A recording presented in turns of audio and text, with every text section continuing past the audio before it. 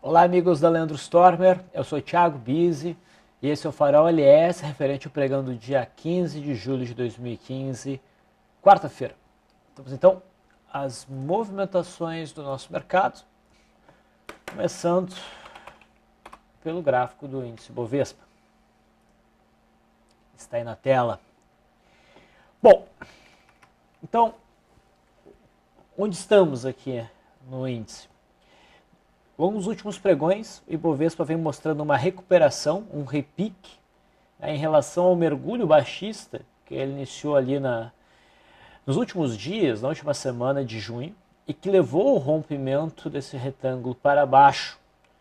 Esse rompimento alcançou uma movimentação intradiária, o alvo de curto prazo, a amplitude dessa consolidação projetada para baixo, e a partir daí começou esse repique. Tá?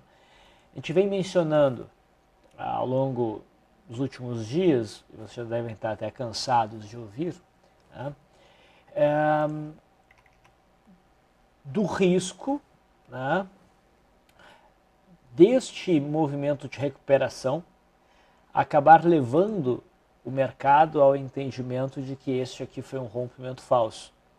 Né? Se ele se estender muito para cima, esse repique dá a entender que esse rompimento foi falso. Né? E associado, né, o rompimento falso a um forte estreitamento e abertura de bandas, isso poderia levar, nessa hipótese, né, uma forte movimentação altista. O que poderia tornar esse cenário altamente provável? Coisa que nós já mencionamos aqui. Seria este movimento de repique vir acima dessas máximas aqui, fechando acima da média móvel de 21 períodos, coisa que nós já tivemos, e uma vez fechando acima da média móvel de 21 períodos, a gente ter a superação da máxima.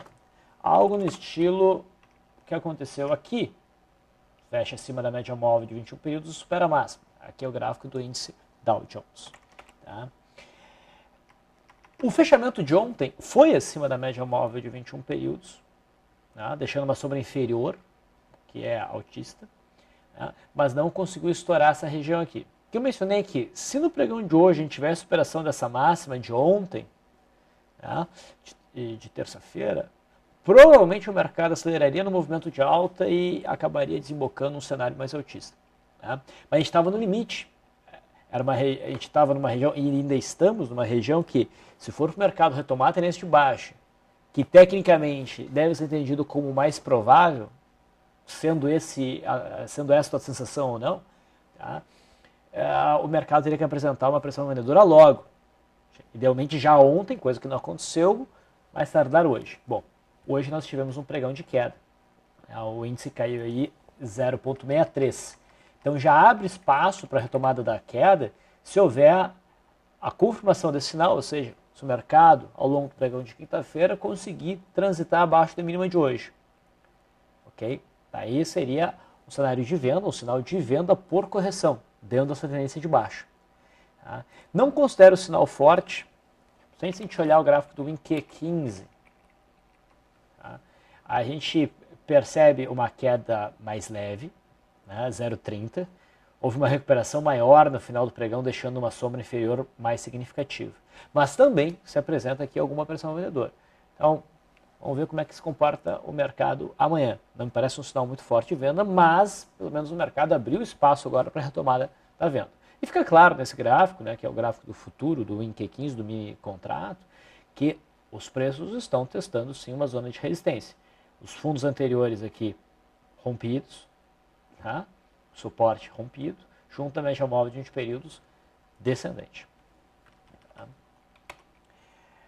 Olhando o intraday desse gráfico, ontem o mercado havia batido uma zona de resistência intermediária, o fato de ter segurado ali, né, reforçou esse patamar como ponto mais forte no curtíssimo prazo do intraday, e o suporte são dois, né, dois marcados por gap, o suporte aqui em 53.250 e depois em 52.880.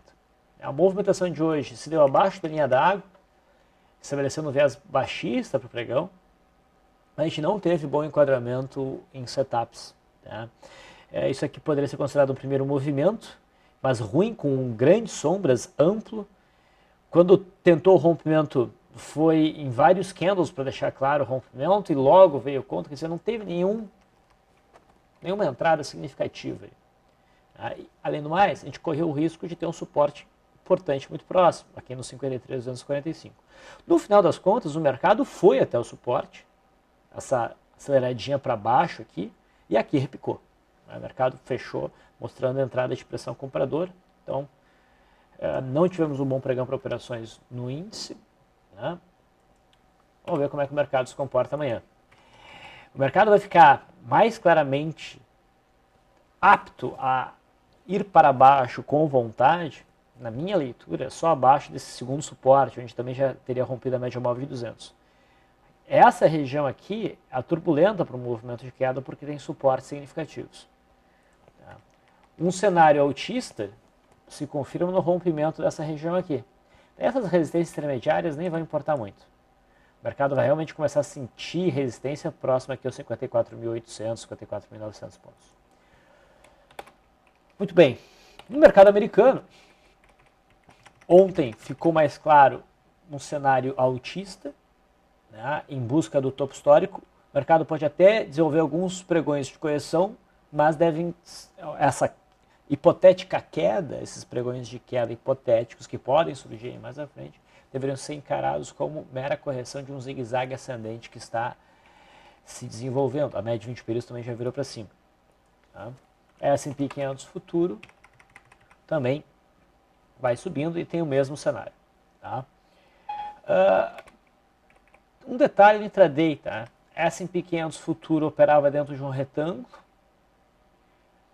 Dado o momento, acelerou para baixo numa barra elefante, mas dificultada por duas coisas. Uma pequena distância para a média móvel de 20 períodos, uma ligeira distância aí, que deixava o trade um pouquinho desconfortável, e principalmente a média móvel de 200 aqui sendo obstáculo.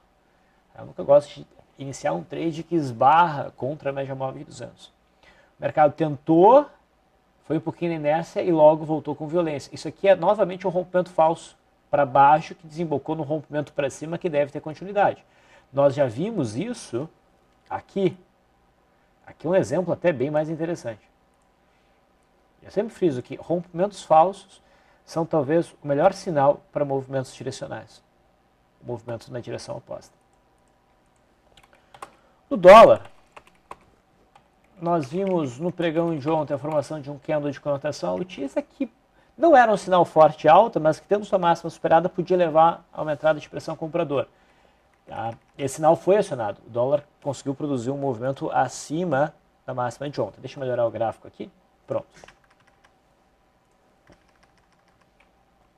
Mas não mostrou muita força. O mercado foi no intraday e acabou voltando. Como mencionei, né, era o tipo de operação que valia mais a pena buscar uma brecha no intraday para operar aí na ponta compradora. Vamos olhar o intraday. No intraday, o dólar abriu em cima da linha d'água, fez um movimento de alta sem brecha para entrada, veio até essa zona de resistência intermediária, esse fundo rompido, né?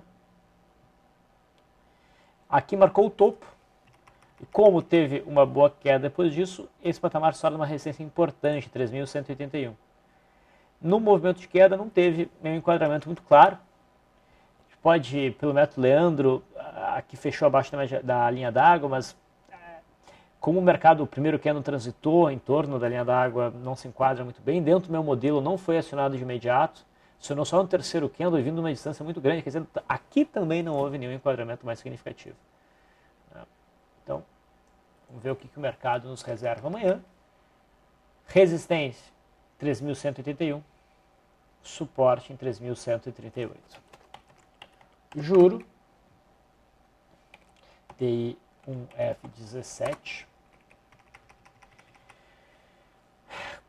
Uma vez perdido esse patamar em torno de 13.680, o cenário que considero mais provável é de queda em busca de suporte. Alguns podem ver nisso aqui um sinalzinho de entrada na ponta compradora para retorno à média, mas eu acho o sinal muito fraco. Pode até tentar subir, mas logo deve voltar a cair. Tá? Então, no momento, o suporte mais significativo em 13.190, tá? 13.200 e resistência nos 14.100 pontos. Bacana. Vamos dar uma olhadinha naqueles papéis que a gente sempre dá uma olhada. A Vale segue andando de lado, perdeu o timing ótimo para oferecer algum repique. Agora já não confio mais no papel. Acho que o papel vai cair até um pouquinho mais abaixo dessas mínimas. Reparem esta linha em 13,75. O que essa linha representa? O fundo que está na memória do mercado de 1998. Tá? Claro, é uma distância grande no tempo, tá? mas no gráfico sem ajuste algum é um ponto relevante. Tá? Deixa eu ajustar aqui de curioso o gráfico.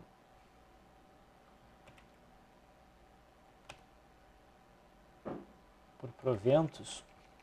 E o que a gente vai encontrar então? Se eu ajustar o gráfico por proventos, posso até ajustar o gráfico também por eventos, né, de implits e splits. Por volta aqui dos 14, pessoal, a gente tem o fundo de 2008, que é um ponto bem crítico. Tá? Então a Vale pode cair um pouquinho mais, mas esse patamar é um patamar que provavelmente oferece algum repique, que segura os preços. E a Vale já vem de uma longa queda. A gente está até estudando, pessoal, operações estruturadas aí na Vale para aproveitar um eventual repique, principalmente que venha aparecer pelo gráfico semanal, tentando potencializar ao máximo um repique que é provável acontecer em algum momento. Pode ser bem interessante para quem carrega posições na Vale há mais tempo com perdas, principalmente. Entre em contato com a gente, vai mandar um e-mail para mim, biz@leandrostormer.com.br, uma operação que a XP está sugerindo, que a gente particularmente está achando bem interessante. Bom, no intraday a Vale até ofereceu uma operaçãozinha, meia boca para dizer a verdade, rompimento de linha d'água. Né? Tinha que acreditar que o papel ia conseguir romper o suporte em 14,75, ele de fato rompeu, mas não conseguiu ir longe antes de estopar pela média móvel de 9 dentro do meu modelo. O stop se deu no 0 a 0 da operação, acima dessa máxima aqui, para depois o mercado cair, é verdade. A gente deu azar aí, mas acontece. Tá? Petrobras não mudou o cenário, continua num repique arrastado, tem resistência em 12,13, em 12,30 no gráfico diário, tem um pouquinho mais de espaço para subir então. Gerdau, candle de indefinição, não conseguiu perder o fundo, acho que não perde, acho que vai ficar andando meio de lado até a aproximação da média móvel de 21 períodos. CSNA também deve andar de lado mais um pouquinho, mas tem mais espaço para cair até o suporte mais forte. Deixa eu tirar o ajuste aqui.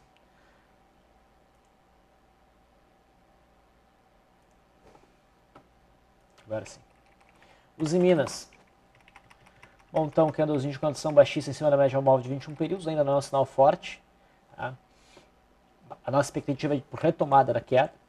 Esse candle é razoável, mas não chega a ser um sinal que nos convença a abrir novas posições. Abrir novas posições, não digo, perdão, mas abrir alguma operação. Tá? O setor bancário, Bradesco, sentiu a resistência aqui por volta dos 29,20, tem um candlezinho baixista, mas nada significativo, não é um ponto interessante para vendas. Tá?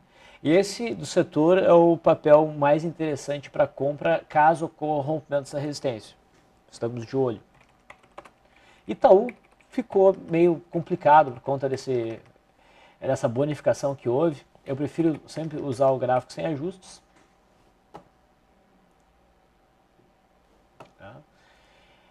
Torceria então para Itaú cair um pouquinho mais, talvez buscar aqui os 30, a memória nesse ponto é forte para levar o papel a um repique. Por enquanto, melhor ficar de fora. O Banco do Brasil segue naquele movimento meio arrastado, a média vai empurrando para cima, mas nada que motive a compras, tem suporte aqui nos 23,15 e resistência por volta dos 24,50.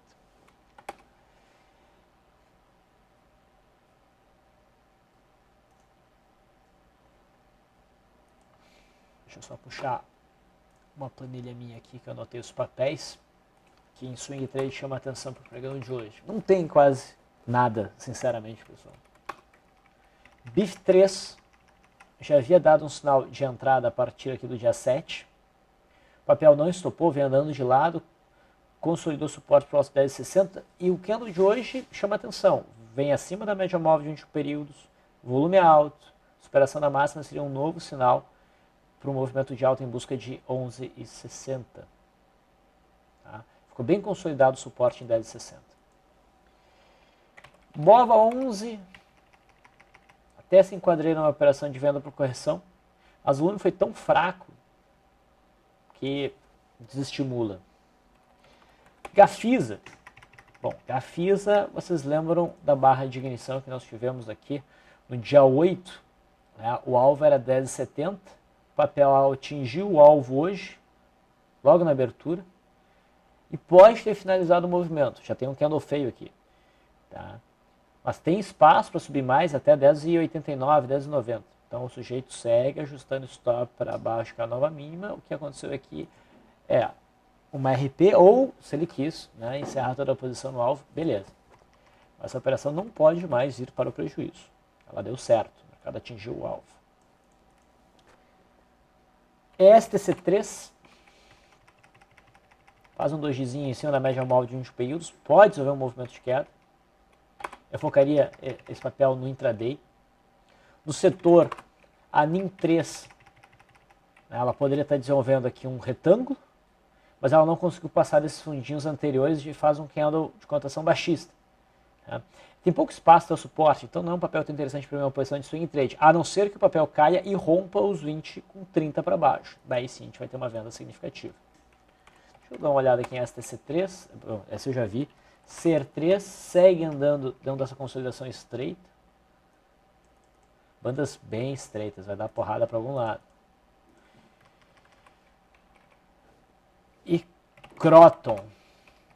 Croton, ontem, já chamava atenção pelo pullback dessa LTA, dentro de um zigue-zague baixista e a média móvel de uns períodos descendente. Hoje, o sinal até se torna mais forte, tá?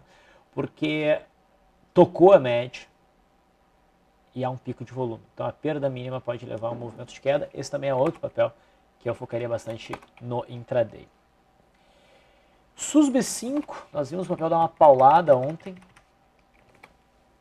Esse papel ficava bem interessante para o pregão de hoje, porque, por um lado, podia se enquadrar num trade de guerrilha, né, se superasse a massa da primeira hora de negociação, não acionou o trade. Por outro lado, a perda da mínima do candle de ontem, para mim, acionava um cenário de rompimento confirmável. Poderia até haver algum repique aqui, mas dificilmente o papel conseguiria passar dos 15,55. Para depois, então, retornaria um movimento de queda. Esse seria o movimento mais provável, na eventualidade de um repique. E agora, com essa movimentação, eu fico mais confiante que o papel vai cair em busca aqui dos 13,60. O intraday também não foi um dia de papéis muito interessantes. A gente estava de olho na Gol, demonstrando boa volatilidade. Tá? Então focando no intraday. A Gol abriu abaixo da linha d'água e rompeu a linha d'água com força no candle aqui que iniciou às 14 horas. Poderia ser um trade rompendo de linha d'água, pelo método Leandro foi. Pelo meu modelo não acionou de imediato na operação do 7,4, o papel se afastou um pouco demais e daí fugiu da minha operação. Mas pelo método Leandro conseguiu oferecer algum ganho. Tá? Por que eu estou mostrando esse papel? Porque é o papel que a gente estava de olho e o rompimento da linha d'água foi bonito. Tá? Só não desenvolveu tão bem e para a minha forma de operar fugiu do ponto ideal. Eu acabei não pegando essa operação. Também se tivesse pego ia sair no 0 a 0. Né? Não ia fazer muita diferença. A Croton chamou a atenção para a compra, tinha bastante volume no início do pregão, repara.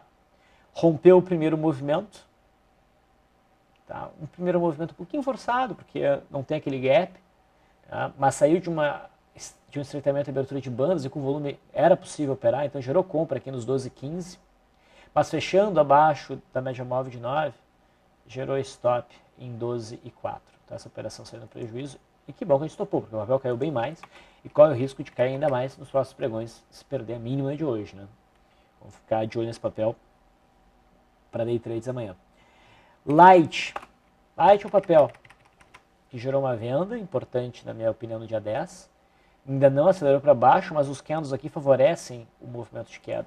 Olhando no intraday, a gente vai percebendo a formação de um retângulo com suporte em 16 e 10. Vamos ficar bem atentos ao rompimento de suporte nos próximos pregões, pode gerar uma boa operação de venda. Os mesmos moldes, a CEMIG, que há alguns dias bateu num suporte importante que era esse fundo, né? Ainda não evoluiu, mas pode evoluir. A gente deveria focar no intraday, nessa zona de resistência dos 11,30. Rompendo os 11,30, pode levar um belo movimento de alta. Então vamos ficar atentos. A gente pode olhar pelo gráfico de 60 minutos para ter um pouquinho mais de certeza no sinal. E por fim, RADL CEL3. RADL3, nós vimos uma venda aqui. Tá? O papel acabou segurando a média móvel de 9. E o que eu mencionei para você, não mencionei aqui, foi no bate-papo de abertura. Tá? Que o papel fazendo essa consolidação, vendo essa resistência no intraday, olha o triângulo ascendente, o ideal seria estopar acima dessa máxima aqui e esse stop teria ocorrido hoje. Se o cara não quis mudar a estratégia no meio do caminho, no meu modelo, o stop que estaria acima dessas máximas mudaria para a máxima de hoje. Por quê? Esse é o candle do sinal, mais 4 candles não bateu a RP, começa a ajustar stop. Isso para operações de retorno à média. Tá? Então, stop em cima da máxima de hoje. E a CEL3 foi o papel que começou a retomar o movimento de alta. Parece que isso aqui então foi o pullback, poderia ter caído um pouquinho mais para ser um sinal melhor, mas a gente vai ficar atento, em especial no intraday. No intraday de hoje houve sim um ponto de entrada, aqui pelo rompimento da linha d'água. Fez um movimento meio curto, infelizmente, né, 0,5%, isso não cumpriu os 0,60 e pouquinhos da média da volatilidade, os 20%, né? Depois acabou gerando stop com alguns centavinhos de prejuízo. Ou seja, foi um pregão xarope, chato de operar. Vamos torcer para que o próximo seja mais legal. Eu me despeço por aqui, agradeço a audiência de vocês. Lembro que vocês podem sempre comentar, para quem está assistindo o nosso canal no YouTube, fazer comentários, dar alguma sugestão de como a gente poderia melhorar aqui o farol, ou mesmo para quem assiste no Facebook. Pessoal, comentem. As sugestões e os comentários sempre serão bem-vindos. Uma boa noite e até amanhã.